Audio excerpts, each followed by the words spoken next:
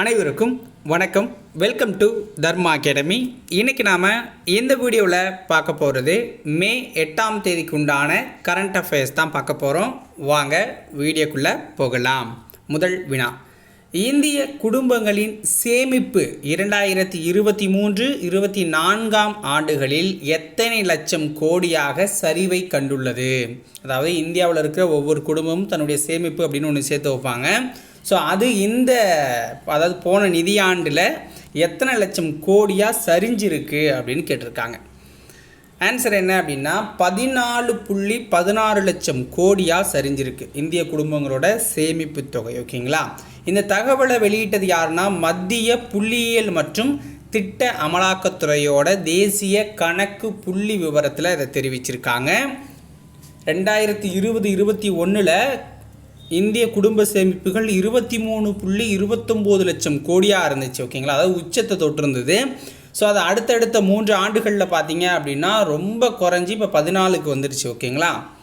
அதே மாதிரி குடும்பங்களுக்கு அளிக்கப்படுற வங்கி கடன் அப்படிங்கிறது 11 லட்சம் கோடியாக இருக்குது. அதாவது டபுளாக மாறிடுச்சு. போன வருஷத்தை கம்பேர் பண்ணும்போது இந்த வருஷம் டபுளாக இருக்குது. 11.88 லட்சம் கோடியாக அதிகரிச்சிருக்கு அப்படிங்கிறாங்க.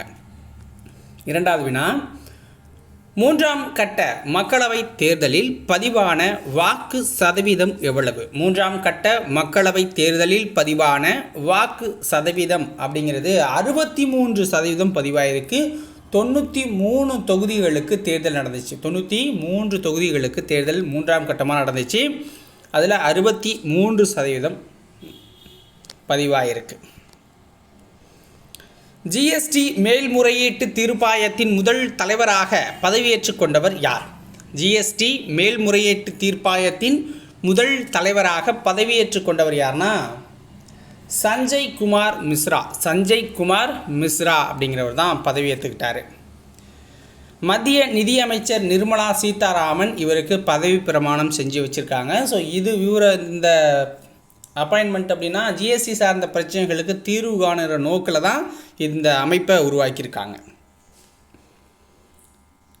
ஸ்பெயினில் நடைபெற்ற மாஸ்டர்ஸ் டென்னிஸ் போட்டியில் சாம்பியன் பட்டம் வென்றவர் யார்? ஸ்பெயினில் நடந்த மாஸ்டர்ஸ் டென்னிஸ் போட்டியில் சாம்பியன் பட்டம் வென்றவர் யார்? ஆண்ட்ரே ருபலேவ் அப்படிங்கிறவர் தான். ஆண்ட்ரே ருபலேவ் அப்படிங்கிறவர் தான் ரஷ்யாவை சேர்ந்தவர். அதே மாதிரி அங்கே நடந்த போட்டியில் மகளிரில் வீராங்கனை பிரிவில் யார் சாம்பியன் ஆகியிருக்காங்க அப்படின்னா இகா ஸ்வியாடெக் அப்படிங்கிறவங்க தான். ஸ்பெயினில் நடைபெற்ற மாஸ்டர்ஸ் டென்னிஸ் போட்டியில் மகளிர் பிரிவில் சாம்பியன் ஆனவங்க இகா ஸ்வியாடெக். இவங்க போலாந்தை சேர்ந்தவங்க.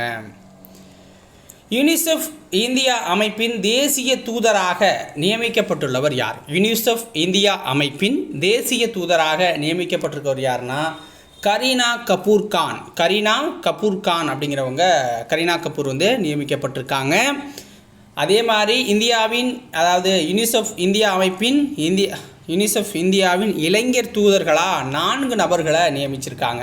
மத்திய பிரதேசம், ஸோ அது மாதிரியான ஸ்டேட்லேருந்து நம்ம தமிழகத்துலேருந்து ஒருத்தரை போட்டிருக்காங்க. ஸோ அவர் யாருன்னா தமிழகத்தில் திருவண்ணாமலை மாவட்டத்தை சேர்ந்த இளம் விஞ்ஞானியாக இருக்கிற வினிஷா உமாசங்கர் அவங்கள தான் அந்த இளைஞர் தூதர் அந்த போஸ்ட்டில் 4 பேரில் ஒருத்தங்களாக போட்டிருக்காங்க. ஓகேங்களா? ஸோ மெயினாக தேசிய தூதர் யார்? கரீனா கபூர். ஓகேங்களா? அதை நோட் பண்ணி வச்சுக்கோங்க. நம்ம தமிழ்நாட்டிலேருந்து இளைஞர் தூதராக போட்டது வினிஷா உமாசங்கரை. ஸோ இன்றைக்கி வீடியோ இதோட முடியுது. உங்களுக்கு பிடிச்சிருந்தா ஒரு லைக்கை போட்டு விடுங்க. நாளைக்கு வேறொரு வீடியோவில் உங்களை சந்திக்கிறேன். நன்றி, வணக்கம்.